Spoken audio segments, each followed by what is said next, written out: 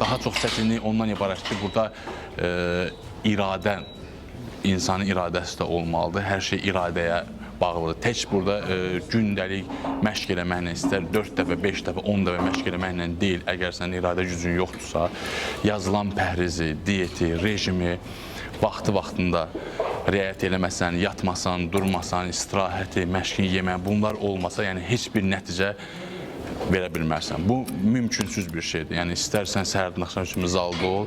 Yəni çox ağır bir rejim deyəm hal-hazırda, belə deyim. Mənim rejimim başlayır səhər saat 7-dən axşam saat 12-yə kimi. 12:00-da mən artıq yatmalıyam. 12-də yatırsan? Ha, artıq yatmalıyam. Yəni bu düz baxmayaraq ki, keçən çəkilişdə saat 3 idi. Yəni force majordur. İstərsəniz o da olur arada bir. Əslində olmaz. Əslində olmaz. Ona görə mənim də hazırlaşdığım müəllimlərim var, komandamız var. Ona görə biraz məni əsəbləşdilər ki, niyə belə edirsən? Sən hələ ki çəkilişləri saxla, amma bilirsiniz ki, mənim o sənətə də xüsusi simpatiyam var. Yəni o işə də təkcə idman yox, mən yaradıcı insanam, həm də çox sevirəm. İstər-istəməz idman öz yerində qalsın. Bu görüntülü idmandır. Və bir növ şoudur və istər-istəməz o bugünkü gün tanınmış aktyordan söhbət eləyə bilərik. Arnold Schwarzeneggerin özündən.